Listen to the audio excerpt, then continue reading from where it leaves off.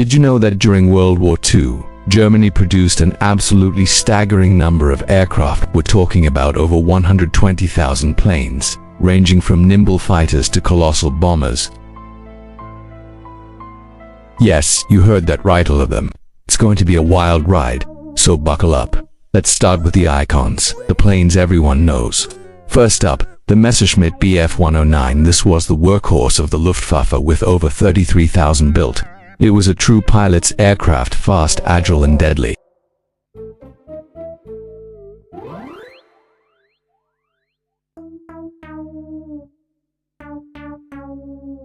It was the plane of choice for top aces like Erich Hartmann, who scored all 352 of his victories in it.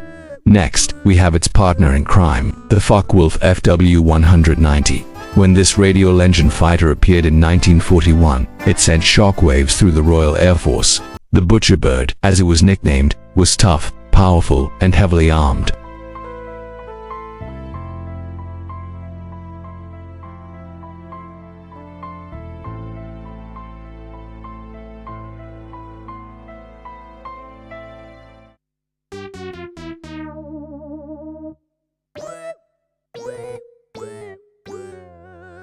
That terrifying siren, the Jericho trumpet, became a symbol of the Blitzkrieg. As a dive bomber, the Stuka was incredibly accurate, allowing it to act as flying artillery. While it was highly effective when Germany had air superiority, it was slow and vulnerable to enemy fighters, a weakness that became brutally apparent during the Battle of Britain.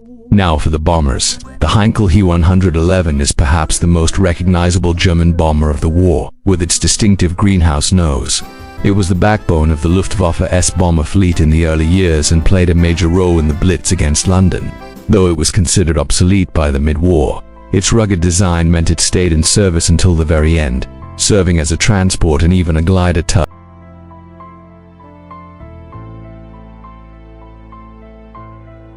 It was so versatile it was called a wonder bomber.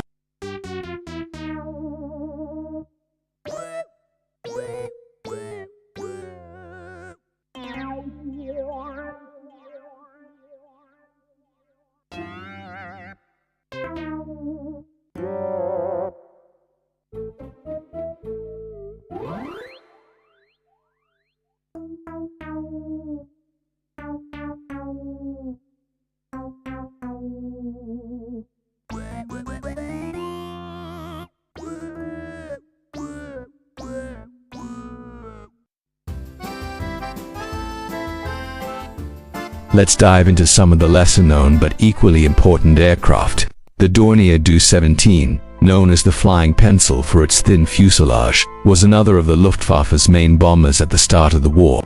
Alongside the He-111 and Ru-88, it formed the core of the bomber force that attacked Poland, France, and Britain. It was eventually phased out for more modern designs. Then there was the Heinkel Hs-129, a dedicated ground attack aircraft. This plane was basically a flying tank. It was heavily armored around the cockpit and engines and could be armed with massive cannons, including a 75mm anti-tank gun. Pilots called it the Panzerknacker or tank cracker. It was slow and sluggish, but on the Eastern Front, it was a deadly threat to Soviet armor. For reconnaissance, the Focke-Wulf Fw 189 Uhu or Eagle Owl was unmatched. With its twin-boom design and extensive glass cockpit, it offered an incredible field of view. It was so agile it could often outturn enemy fighters sent to intercept it.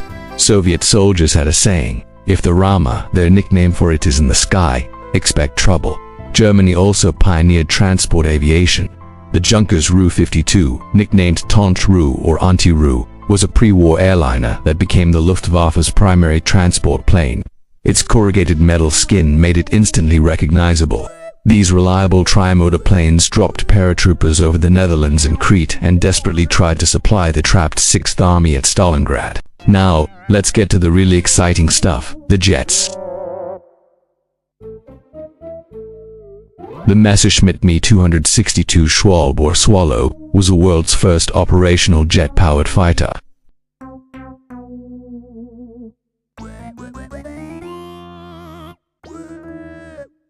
It was armed with four 30mm cannons that could shred a bomber in a single pass. If it had been introduced earlier and in greater numbers, it could have seriously altered the course of the air war. But the Me-262 wasn't the only jet. There was the Arado AR-234 Blitz, the world's first operational jet bomber and reconnaissance aircraft. It was so fast that for a time, nothing in the Allied arsenal could catch it. It flew high-speed reconnaissance missions over Britain and the Normandy beaches, providing valuable intelligence when all other aircraft were being shot down.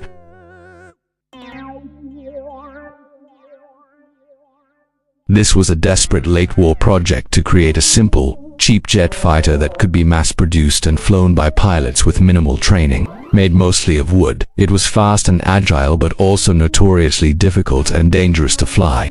It represented Germany's last-ditch effort to turn the tide in the air.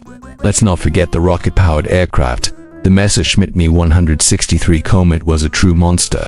It was a rocket-propelled interceptor that could climb at an astonishing rate, reaching 30,000 feet in under 3 minutes. Its speed was incredible, but it had only a few minutes of powered flight, and its volatile rocket fuel made it incredibly dangerous for its own pilots. Landings were on powered glides on a small skid, which often ended in disaster. So far we've covered the big names: fighters, bombers, jets, but the Luftwaffe operated dozens of other types. There were seaplanes and flying boats, like the massive Blohm & Voss Bv-222 Viking, one of the largest flying boats of the war, used for long-range maritime patrol and transport, or the Heinkel He-115, a rugged twin-engine floatplane used for torpedo attacks and mine-laying in the cold waters of the North Sea. There were also trainers, liaison, and utility aircraft. The Arado AR-96 was the Luftwaffe's standard advanced trainer, where thousands of future fighter pilots honed their skills. The Focke-Wulf Fw-156 Storch was an incredible short takeoff and landing aircraft. It could land and take off in tiny unprepared spaces, making it perfect for reconnaissance and rescuing downed pilots. Most famously, it was used in the rescue of Benito Mussolini. We also have to mention the gliders. The DFS-230 was a light transport glider used in the daring capture of the Belgian Fort Ebenemel in 1940. For larger operations, there was the Gotha Go 242, which could carry 21 soldiers or a light vehicle.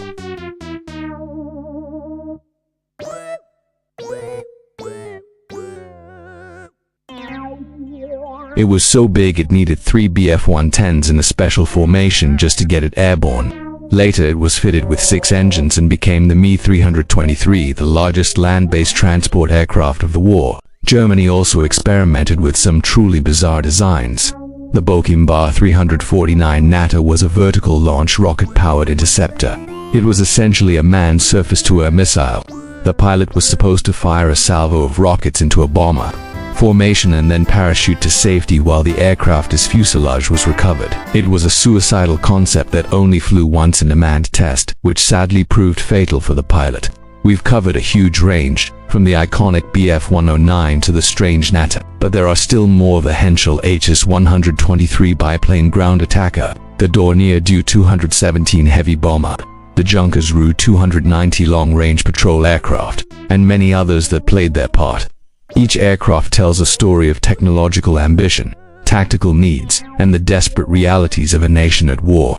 From the early victories of the Blitzkrieg to the final, frantic defense of the Reich, these machines and the men who flew them shaped the history of the 20th century. It's impossible to do justice to every single variant in one video, but hopefully, this gives you a comprehensive overview of the incredible diversity of German aircraft in World War II. Which one do you find the most fascinating? Let me know in the comments below. Don't forget to like, subscribe, and hit that bell icon for more aviation history.